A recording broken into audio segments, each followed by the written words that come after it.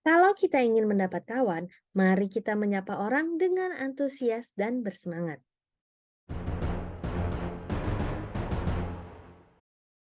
Bagaimana mencari kawan dan mempengaruhi orang lain? How to win friends and influence people. Oleh Dale Carnegie. Bagian kedua, 6 cara untuk membuat orang lain menyukai Anda. Bab pertama, lakukan ini dan Anda akan disambut hangat di mana saja. Part yang keempat,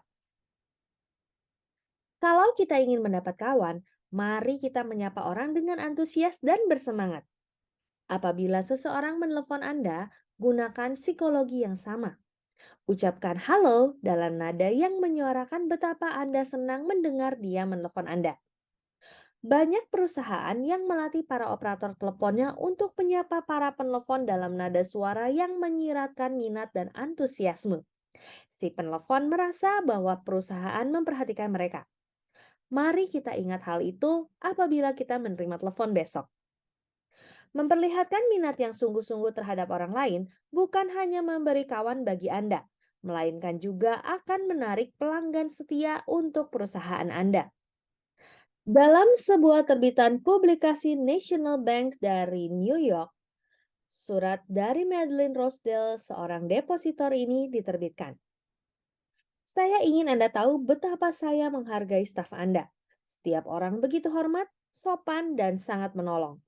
Sungguh menyenangkan setelah menunggu dalam barisan yang panjang, kemudian mendapatkan kasirnya menyapa Anda dengan menyenangkan. Tahun lalu, ibu saya masuk rumah sakit selama 5 bulan. Saya sering pergi menjumpai Mary Petrusillo, seorang kasir. Dia menaruh perhatian tentang kesehatan ibu saya dan mengharapkan kesembuhannya. Apakah ada keraguan bahwa Nyonya Rosedale akan melanjutkan menggunakan bank ini? Charles Walters dari salah satu bank besar di New York City ditugaskan untuk menyiapkan sebuah laporan rahasia mengenai satu perusahaan tertentu. Dia hanya mengenal satu orang yang memiliki fakta-fakta yang dia perlukan sangat mendesak.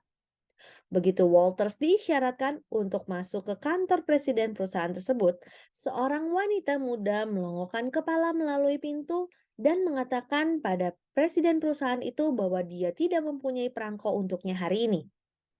Saya mengumpulkan perangko untuk putra saya yang berusia 12 tahun, sang presiden menjelaskan pada Walters.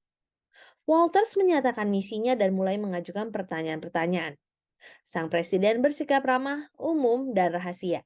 Dia tidak ingin bicara, dan kelihatan jelas tidak ada sesuatu pun yang bisa membujuknya agar bicara. Wawancara itu berjalan singkat dan kering.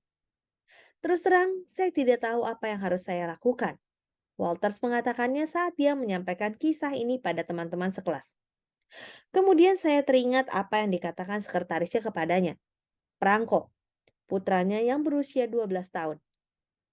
Dan saya juga ingat bahwa Departemen Luar Negeri Bank kami mengumpulkan perangko. Perangko yang diambil dari surat-surat yang membanjir masuk dari setiap benua di dunia ini. Esok sorenya saya menelepon orang ini dan menyampaikan bahwa saya mempunyai beberapa perangko untuk putranya.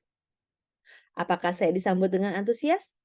Ya, dia tidak akan menyalami saya dengan lebih antusias seandainya dia mencalonkan diri menjadi anggota Kongres.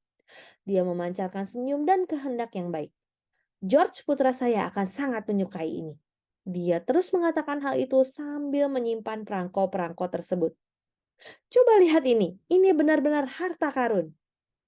Kami menghabiskan setengah jam berbicara tentang perangko dan melihat foto putranya. Kemudian dia memberikan waktunya lebih dari 1 jam dengan memberi saya setiap informasi yang saya butuhkan, bahkan tanpa saya minta dia melakukannya. Dia menyampaikan pada saya semua yang diketahuinya, malah kemudian memanggil bawahannya dan menanyai mereka. Dia menelepon beberapa rekannya. Dia melimpahkan pada saya fakta-fakta, angka-angka, laporan-laporan, dan korespondensi. Dalam bahasa para wartawan koran, saya memperoleh berita pertama. Demikian How to Win Friends and Influence People.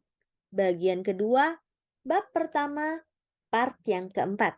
Saya Roswita Anggraini, sampai jumpa di part selanjutnya. Terima kasih.